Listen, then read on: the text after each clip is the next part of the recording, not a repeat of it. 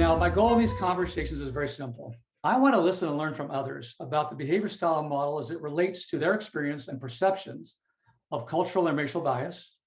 And I want to invite others into these conversations to learn with me. Your team. As a Latin X person, am I code switching because it's different in languages?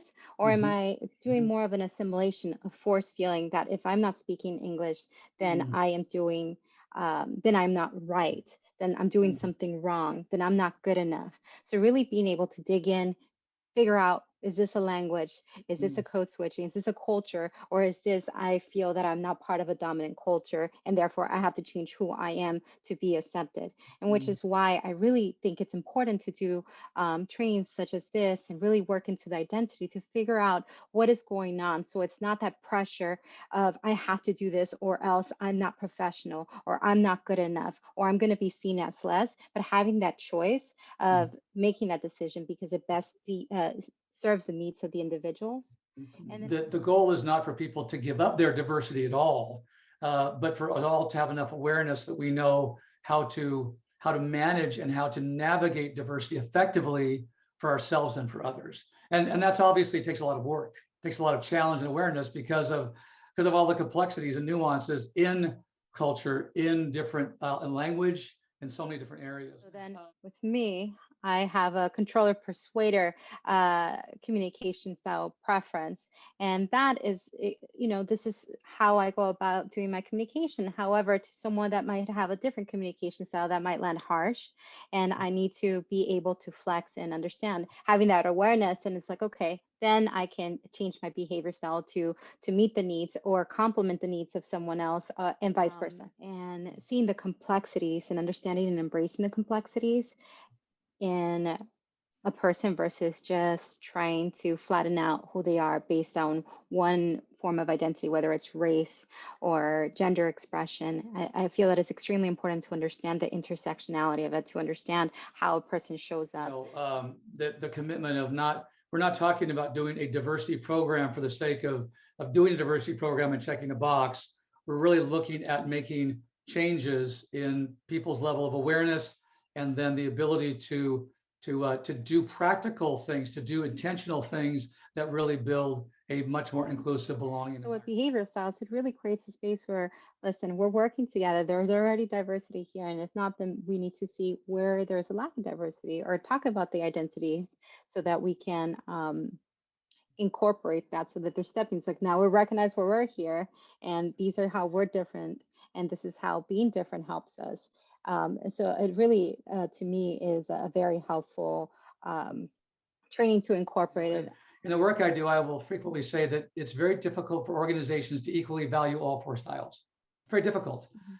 because it really requires a level of awareness and ways of approaching things that allow all four styles to bring the best they have to the work. And there's a tendency that I've seen repeatedly in organizations to bias or favor two styles more than others. And while some Mhm. of that is understandable because maybe the nature of the work is maybe more naturally inclined to be a strength of or an area of focus for certain styles, at the same time, all four styles are really necessary, both individually and organizationally, for really true broad success and deep success.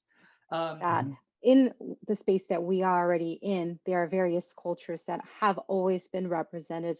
However, we favored one over the others, and that needs to shift. We need to decentralize that idea of there's that way within this country because there's always been many different ways. I mean, every cultural group, in my experience, has all these behavior styles are present everywhere around the world, wherever I've been, but I see people react to them differently. What is So the um, the group that I'm working with? What is the population? What is more of the dominant communication style? Understanding that and making choices to allow mhm, others to know what my preference is, and then building that trust and knowing when to create that exchange. Then that's inclusive.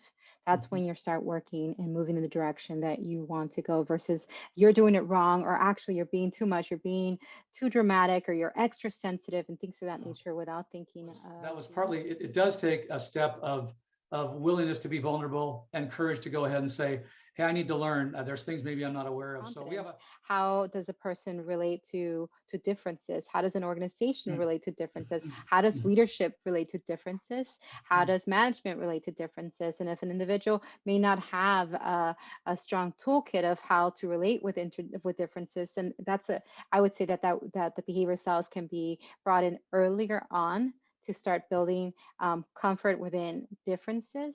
In Um, behavior style model, we don't see, I've not seen a connection directly between introversion and extroversion, and all the styles. There's definitely a tendency towards one style being more extroverted, another style being more introverted. But two styles, I think, have more of a tendency to be more introverted. And introverts hear something for the first time, like a new bit of information or something that they weren't prepared to think about or talk about, that sometimes a little bit of time is very helpful. Whereas many extroverts don't need a lot of time before they can tell you what they think about something. Yeah. So So creating that space where I'm already owning my identity, my preferences, my biases, and creating that awareness so that I can also say, but these are mine, and that does not make it so that another individual's preferences should be ignored. And then cultivating that where you can continue to pivot as necessary and pivot so that you are able to be inclusive and having that choice.